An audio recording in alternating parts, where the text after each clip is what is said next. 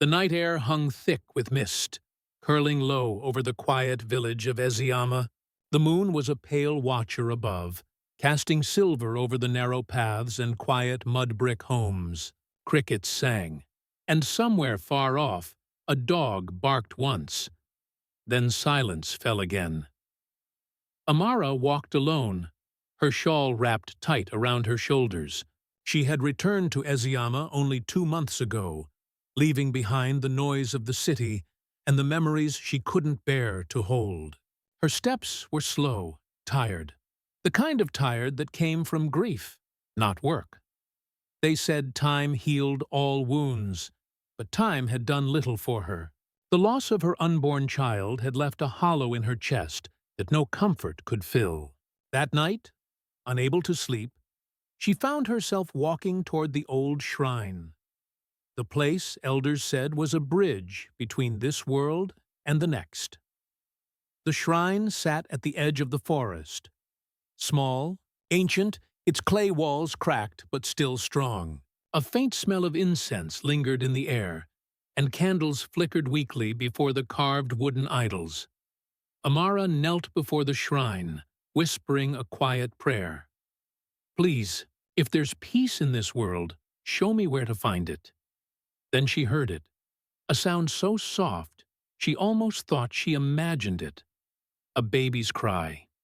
It came again, clearer this time.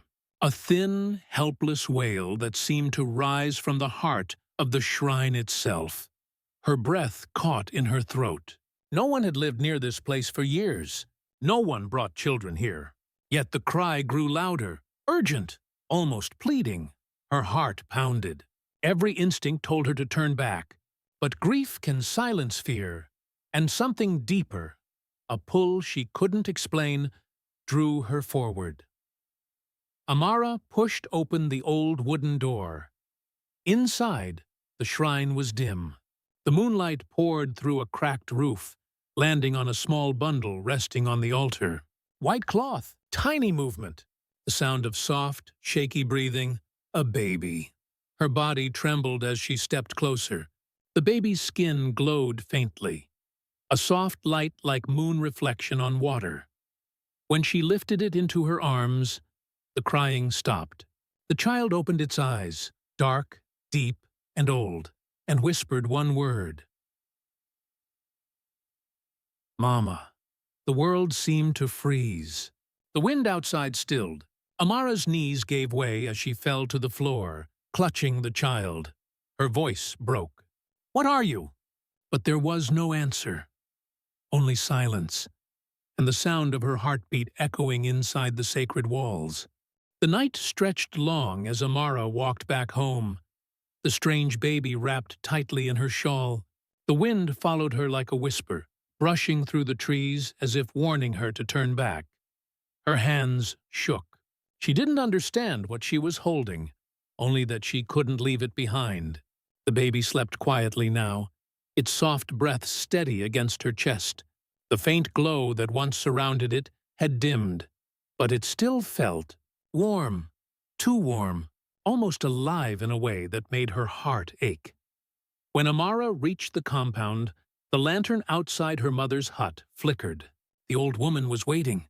"Mama Abeli," Amara whispered, her voice trembling. I found a baby." Her mother's wrinkled face tightened. She stepped closer, her eyes wide. "A baby? At this hour? From where?" "The shrine," Amara said. The silence that followed was heavy. Mama Ebeli's face went pale. "Amara, you should not have entered that place." "I couldn't leave him there," Amara argued, her voice breaking. "He was crying. Alone. No child cries in that shrine unless it carries the mark of the spirits," Mama Abeli said sharply, backing away. "You know the stories." Amara swallowed hard, her chest tight. "Stories don't call you mother," she whispered. Mama Abeli stared at her, fear mixing with pity. "Let me see the child." Reluctantly, Amara pulled back the cloth. The baby blinked awake, peaceful, almost smiling. That's when her mother saw it. The mark on the baby's arm. A small crescent moon, perfectly shaped, glowing faintly beneath the skin. Mama Abeli gasped and stepped back. "The moon's promise," she muttered, her voice trembling. "The mark of the spirit children." Amara looked down at the mark, confused. "What does it mean?" "It means," Mama Ebeli said slowly, "that this child is not of this world. It belongs to the spirits, not to us. Return it before it's too late." But Amara couldn't. Every time she looked into the child's dark eyes, something deep within her stirred. Love, sorrow, and a strange familiarity she couldn't explain. "He called me mother," she whispered again, tears in her eyes. "How can I abandon him?" That night, Amara laid the baby on her bed, her thoughts restless. The house creaked, and the night air was heavy with silence. She tried to pray, but the words wouldn't come. When she finally closed her eyes, sleep took her. But it brought no peace. In her dream, she stood again, before the shrine. The moon above was huge, glowing white and endless. From its light, a woman stepped forward. Tall, graceful, her face hidden beneath a veil of silver. In her arms, she held the same baby. "You were chosen," the woman said softly, her voice echoing like wind through trees. "Chosen to complete what was left undone." Amara reached out to ask what she meant, but the woman and child began to fade into light. "Wait! Who are you?" Amara cried. "Find the truth," the woman whispered, her voice distant now. "Before the shadow finds him." Amara woke with a gasp. The baby lay beside her, sleeping soundly, its tiny hand resting on her arm. She stared at it for a long time. That peaceful face, that mark glowing faintly in the dark. Outside, she could already hear murmurs from the neighbors. Word had spread. The teacher who returned from the city had brought a baby from the shrine. Some said it was a miracle. Others whispered the word Ogbanje, a spirit child who brought both blessings and curse. Amara held the baby closer, ignoring the voices. Whatever this child was, he was hers now. The night air moved gently through the window, brushing her face. She didn't notice how it carried the faintest sound of whispering. Soft, distant, like someone calling her name. And deep in the forest, far beyond the edge of the village, the shrine stood silent again. But the moon above it burned brighter than before. The days that followed felt like waking from a long, dark sleep. Amara named the baby Nuru, meaning light, because that's what he brought into her home. Light after years of shadows. Though fear still clung to her heart, love grew faster. She couldn't help it. Every time Nuru smiled, the ache inside her chest softened just a little more. Mama Abeli didn't share her peace. The old woman watched from a distance, praying quietly, burning herbs near the door each evening. "We don't know what he is," she warned. "Don't let your heart blind you." But Amara couldn't turn away. Nuru was different. Everyone could see it. When he laughed, even the air around him seemed to brighten. When he slept, the house felt calm, peaceful. And when he touched something, strange things began to happen. One morning, Amara woke to find her mother humming as she cooked breakfast. Something she hadn't done in months. Her voice was strong, her back straighter than it had been in years. "I feel alive again," Mama Abeli said in wonder. Then the neighbors started noticing too. The old mango tree outside Amara's house, dry for 2 seasons, began to bloom again. The crops near her fence turned green, even though the village was still trapped in drought. Sick chickens began to walk, dogs barked again, and children who came near the baby's laughter seemed happier, lighter. At first, the villagers whispered in awe. "A blessing," they said. "The teacher brought a miracle." But wonder soon turned into fear. The local pastor, Pastor Moyo, came to her door one evening, Bible in hand, eyes filled with worry. "Sister Amara," he began, A child who changes nature is not a child of man. He might be a spirit, a trick from the other world. Amara frowned. He's just a baby, Pastor. My baby. He shook his head slowly. Light can heal, but it can also blind. Be careful what you call your own. Later that week, the village priestess, Mama Ijeoma, came too. Her hair was gray, her eyes sharp as stone. She looked at Nuru for a long time before speaking. This one carries power beyond his years, she said softly. He is the moon's promise. He brings balance where pain once lived. But remember, light can bless or burn. If it's not meant for this world. Amara's heart raced. Are you saying he shouldn't be here? I'm saying the spirits give only what must return, the priestess replied, her voice low. Be ready when they come for him. That night, Amara couldn't sleep. She sat by Nuru's crib, watching his small chest rise and fall. He looked peaceful, innocent, too pure to be feared. Why would the spirits give me something so precious only to take it away? She whispered into the dark. Her tears fell silently. Days passed. Weeks turned into months. Nuru grew stronger, his eyes deep and knowing, as if he could see more than the world around him. One afternoon, a violent storm struck the village without warning. Winds tore through the trees. Thunder rolled like drums of war. Nuru began to cry. A loud, piercing cry that echoed through the walls. Lights flickered. The windows rattled. Amara rushed to him, her arms trembling as she lifted him close. It's okay. My light. I'm here, she whispered. But as she held him, she felt it. A strange energy moving through the air, alive and heavy. The storm calmed the moment Nuru stopped crying. The silence that followed was thick, almost sacred. When Amara looked outside, the sky was clear again, as if the storm had never been.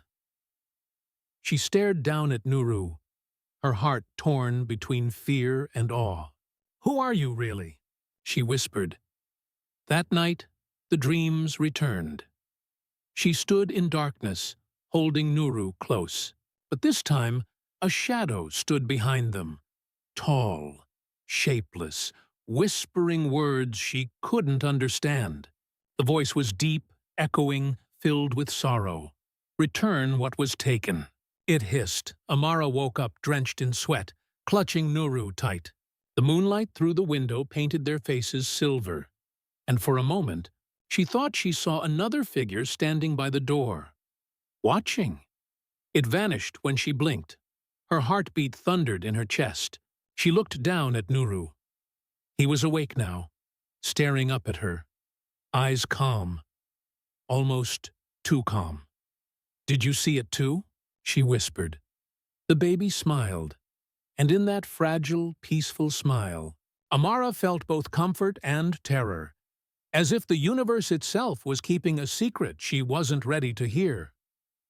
Outside, the wind began to hum softly through the trees, carrying a faint whisper only the night could understand.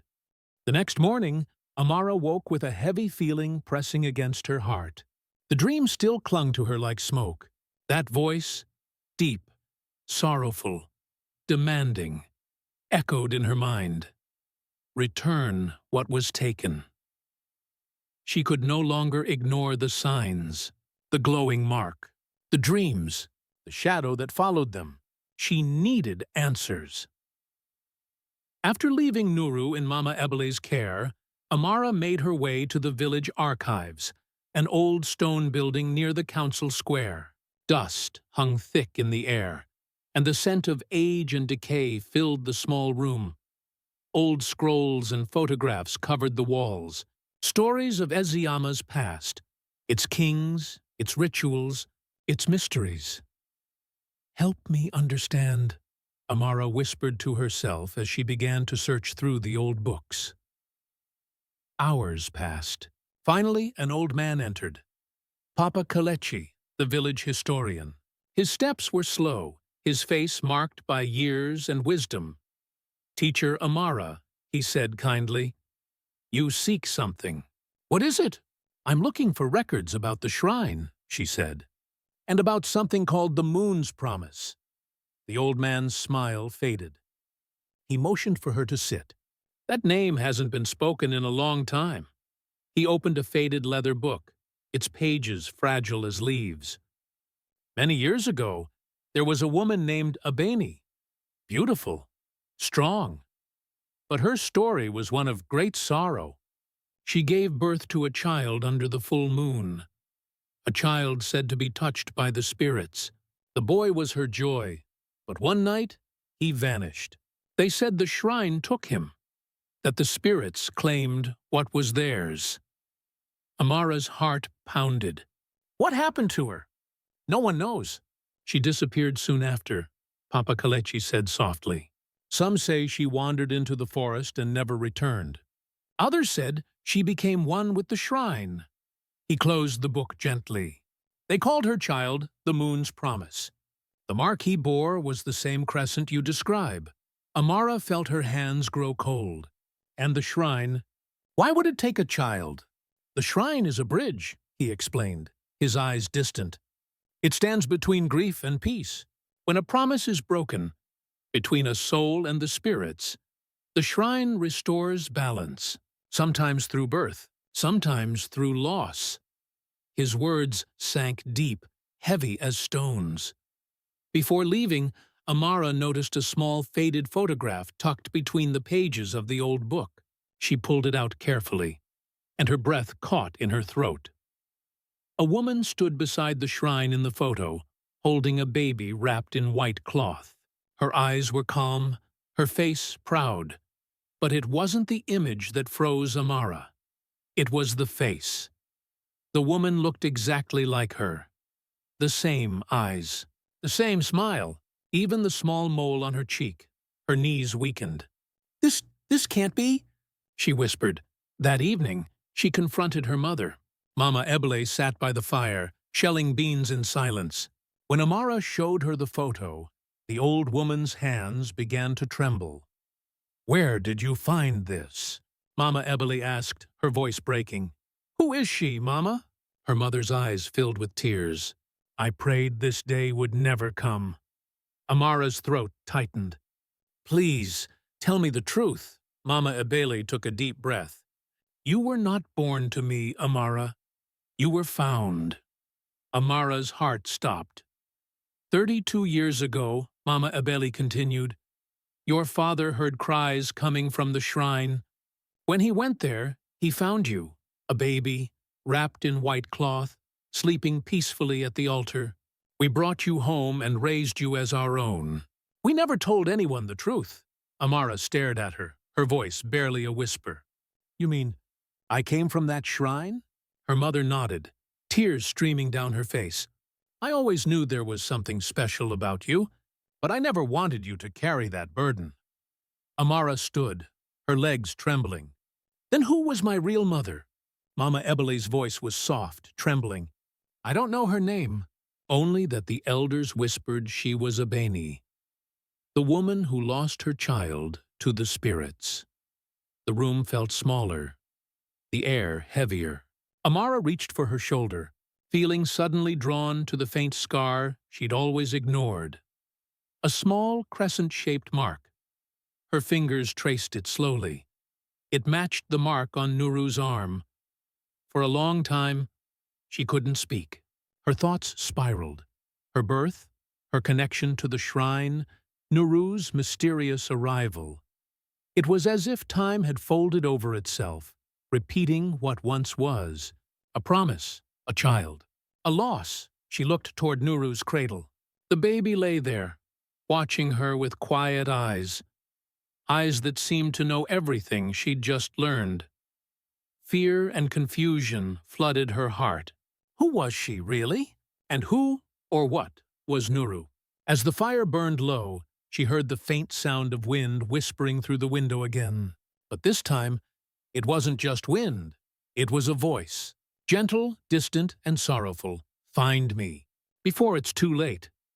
Amara turned toward the dark window, her reflection pale in the glass.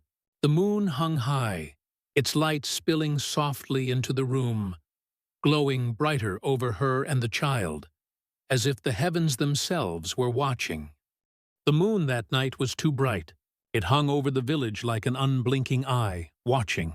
The air was still, heavy, as though the world was holding its breath. Amara couldn't sleep. Every word her mother had spoken replayed in her head like a haunting song. You were found at the shrine, Abeni's child, the moon's promise. Now she understood what the dreams meant. The woman in silver, the one who called to her, wasn't a stranger. She was her mother. Amara sat by the cradle, watching Nuru sleep. The mark on his arm glowed faintly in the moonlight, just like the one hidden beneath her own skin. The same mark, the same promise. A sudden chill swept through the room. The fire dimmed. And then, faintly, a whisper. Return him. Before the shadow takes him, Amara froze. The whisper wasn't outside. It was inside the room. The shadows near the wall began to shift, like smoke alive with purpose. A shape started to form, long, thin, and dark.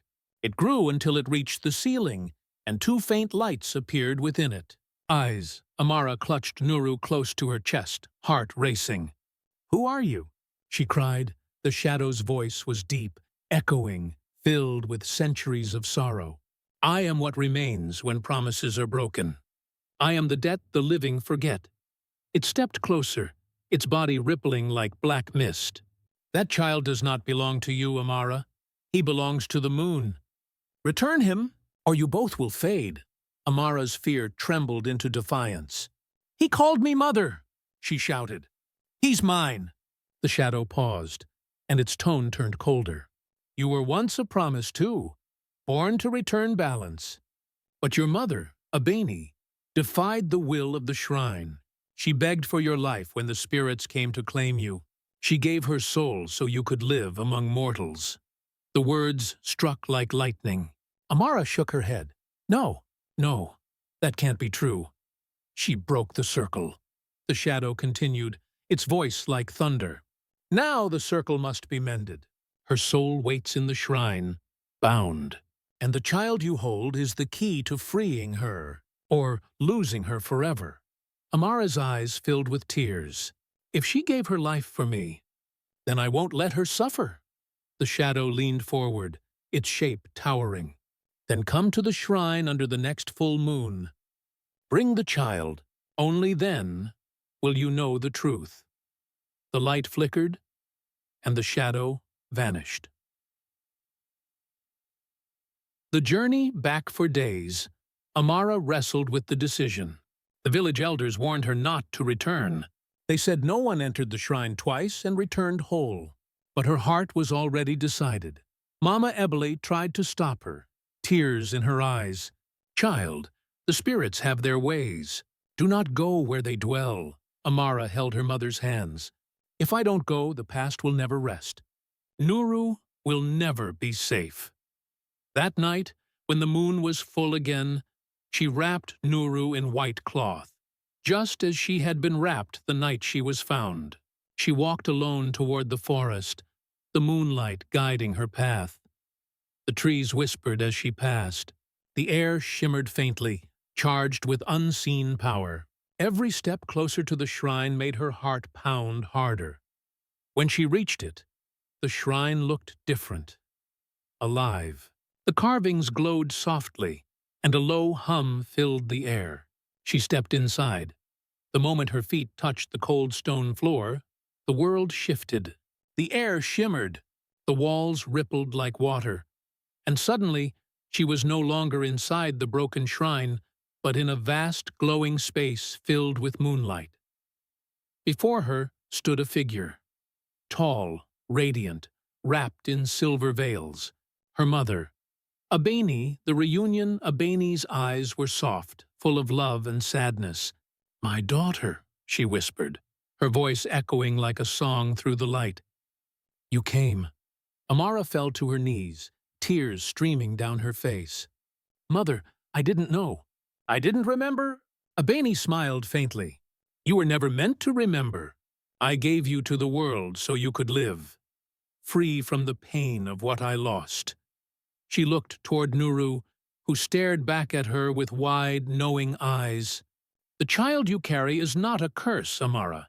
He is a bridge, the soul of what I lost, reborn to finish what was broken." Amara clutched Nuru tighter. "Then why do the shadows want him?" "Because the shadow is what remains when love turns to grief," Abeni said softly. "It was born from my sorrow, my refusal to let go. It seeks to reclaim what it believes was stolen." The shrine trembled, and a cold wind swept through the light. The shadow appeared again, taller, darker, roaring like thunder. "Enough of this!" it bellowed.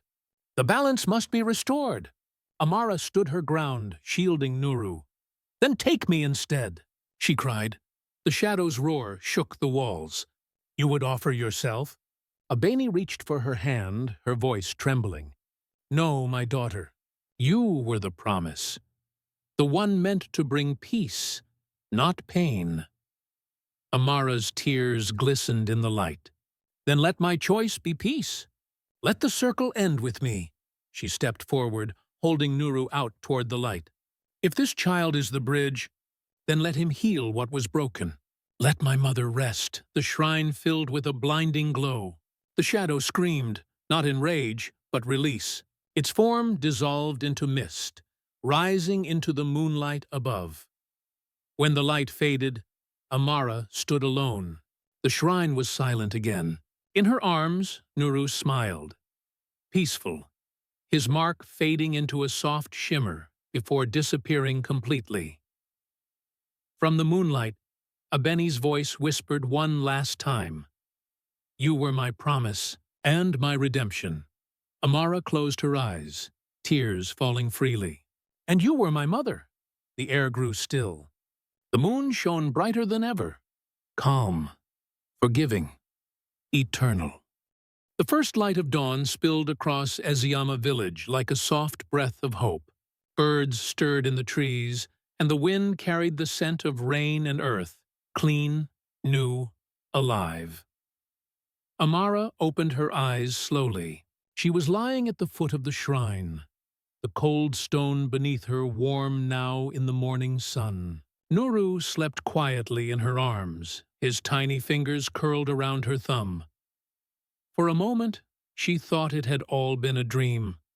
The moonlight, the spirit, the shadow, her mother's voice. But when she looked down, she saw the faint trace of the crescent mark glowing softly on her wrist, and she knew it had been real. The forest was quiet, not in a fearful way, but peaceful.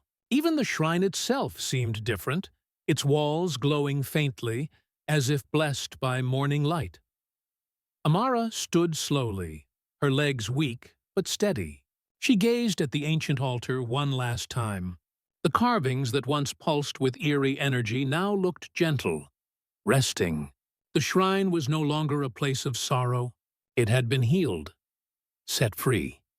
She whispered into the stillness, "Thank you, Mother." As she walked back toward the village, the forest seemed to open before her, the trees parting as sunlight poured through their leaves. For the first time in her life, she didn't feel afraid of what she didn't understand. She felt whole. The return, when she reached the village gates, people began to gather. They had feared she'd never return, that the shrine had claimed her too. Mama Eboli ran toward her, tears streaming down her face. "Child!" "Oh, Amara, I thought I'd lost you."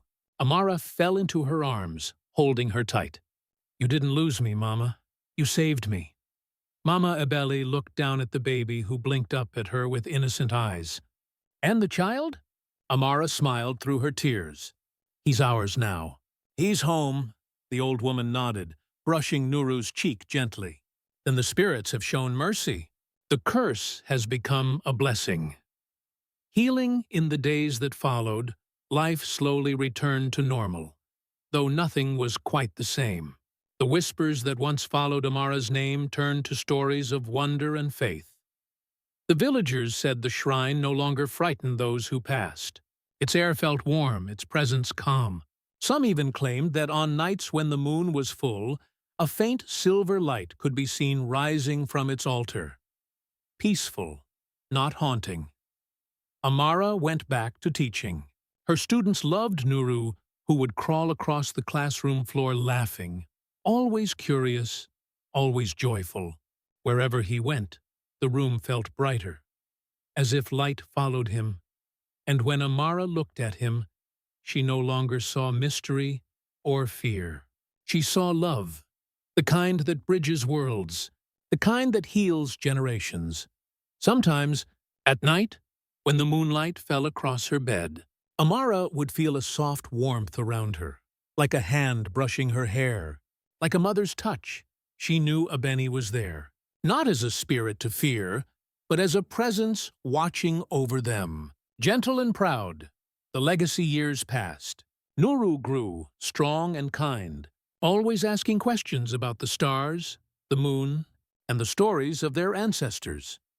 One evening, as they sat outside under the glowing sky, he looked up at Amara.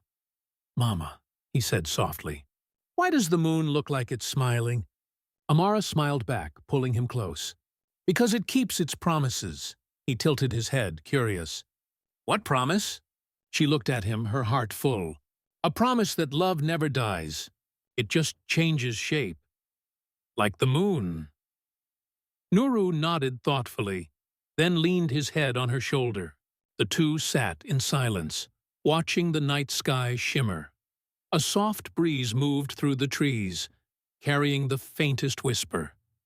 One Amara recognized, though she hadn't heard it in years. "My daughter." The voice was calm now, peaceful, grateful.